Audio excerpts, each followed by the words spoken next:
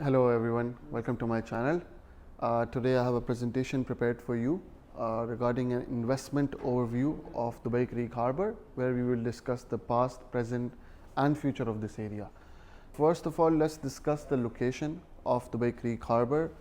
This is where we are, where the Creek Island, the mainland and the Creek Tower is going to be.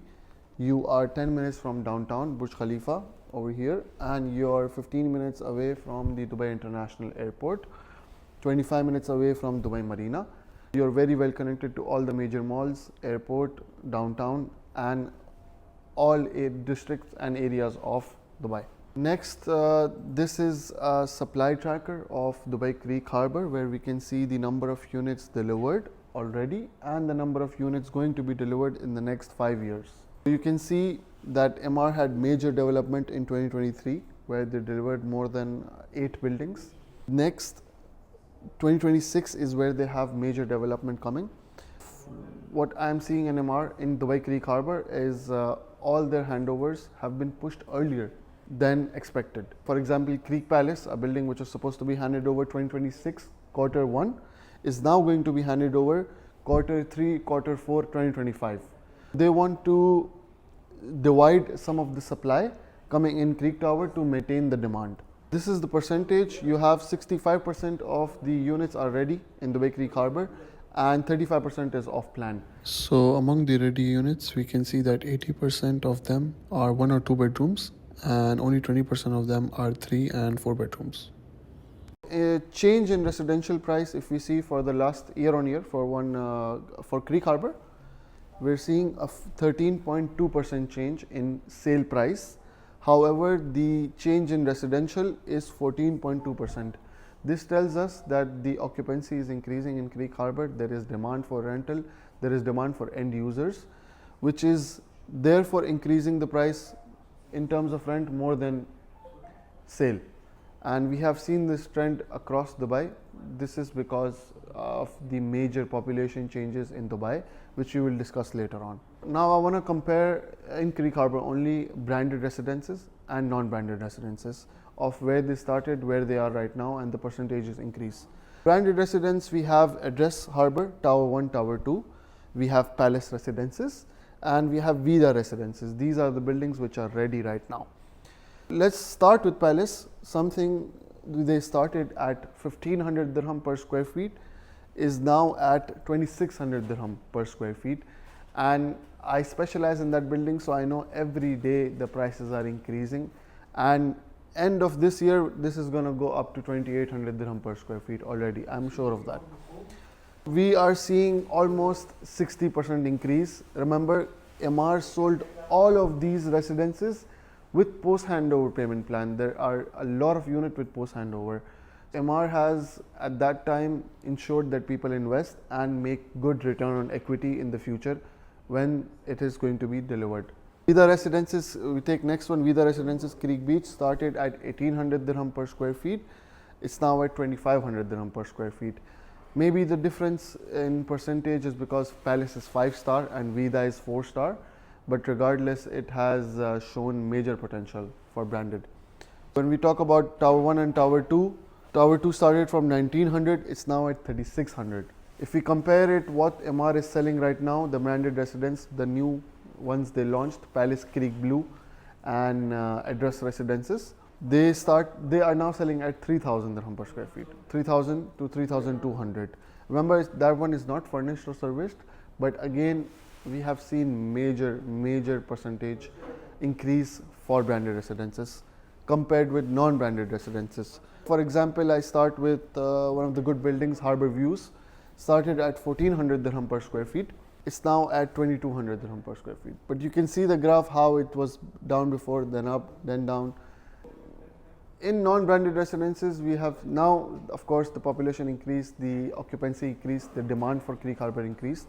Therefore, we have seen good potential for even the non-branded ones because they offer good views, they offer good location, and they offer good layouts. Sunset at Creek Beach, a low-rise building, as you know, started at 1300 dirham per square feet, now at 2000 dirham per square feet.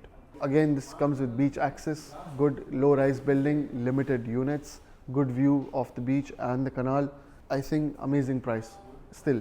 Next, you compare it with Cove, for example, has not been that successful because the layouts are much bigger. It does not attract that many investors.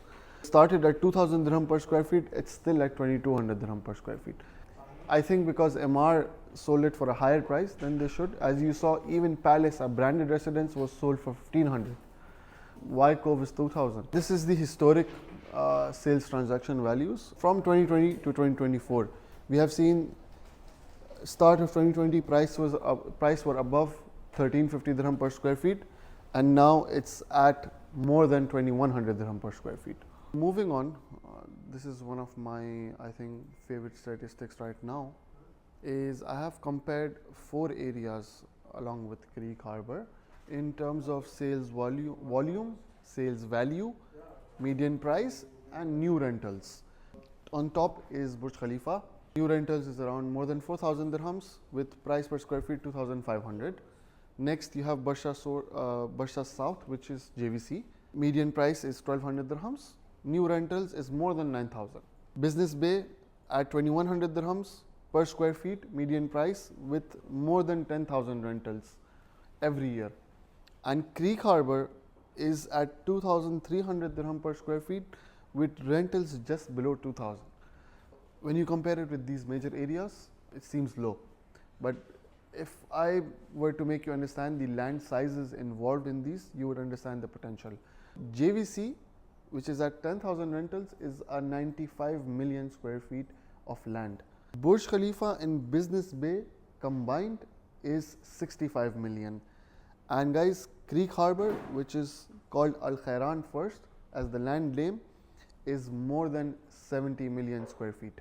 So combined Business Bay and Burj Khalifa is one Creek Harbour, and it's literally only 30% occupied, 30% ready, 30% developed. So a lot more development to come, a lot more commercial, mall, landmarks, metro stations, residential spaces, promenades, and beautiful, beautiful views. So this is something to consider, as I have made sure that after this you will not say Creek Harbour is not good. So speaking of land sizes, I want you to take that into perspective. So this is the map of Dubai, Palm Jebel Ali, Palm Jumeirah, Dubai Islands. This is the hub of Dubai. This is JVC, where I mentioned 95 million square feet of land. It sure looks like it.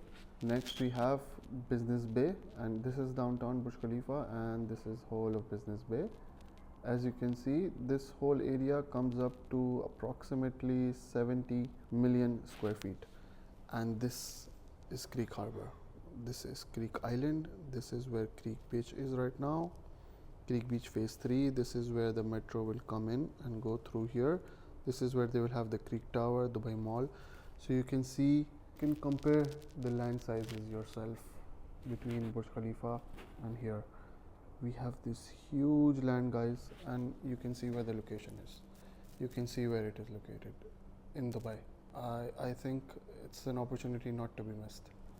So talking about population changes, this is just a small statistic for you that in 2008 Dubai had just above 1.5 million, and now we're at more than 3.5 million.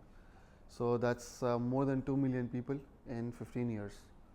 So just in terms of percentage and values from 2015 up until 2024, this is not even the highest percentage change or the amount of people we have seen in Dubai this year, last year, last to last year.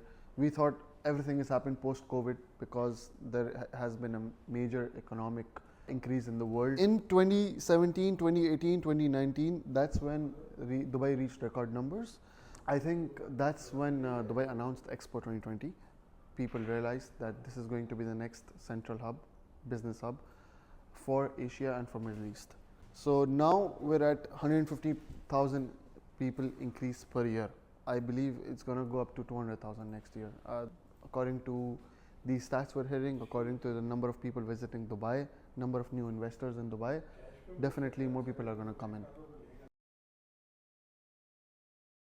So we have established that Dubai Creek Harbour has the same land size when comparing it to Burj Khalifa and Business Bay. Median prices per square feet were not that far away from downtown.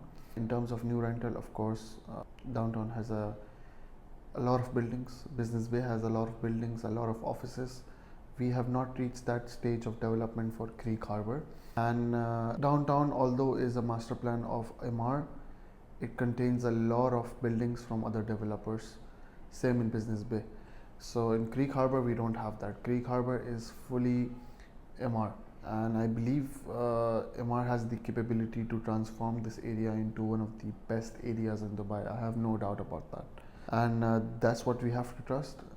We have seen their plans, we have seen their execution. So in terms of year on year increase for sale and rent, it's all above 13-14% per year, and that is of course because of the major population changes. We saw that the population changes were higher in 2015, and as the population increased, the launch prices of Emaar also increased. So we saw that as the market changed, as the trends changed, the off-plan prices also change. So off-plan is basically you buying for the future on future prices, and what Emaar is selling right now is 2,700 to 3,200 dirham per square feet for branded, non-branded in the new community with the metro station. With this in mind, we're still at 2,300 dirham per square feet as a median price in Creek Harbour. So that is set to increase, especially with the announcements in line for the Creek Tower, for the Dubai Square Mall, for the new metro stations. We also had a comparison between branded residents and non-branded residences. We saw that the percentage increase has been higher in branded residents. That's why Emaar, when selling the new development, has sold branded at a much higher price per square feet compared to the non-branded residences. So in terms of an overview, I think that brings us to the conclusion that if you were to invest in Creek Harbour right now, you are at a minimum expecting a 10% capital appreciation on your investment and 6 to 7% return on investment if you were to rent it. That could be short term, long term, branded or non-branded, it doesn't matter. So I hope this presentation and the series this is a part of was helpful for you. If you have any questions or would ever like to discuss Creek Harbour with me, I'm always available. For your next investment, you know who to contact. Thank you.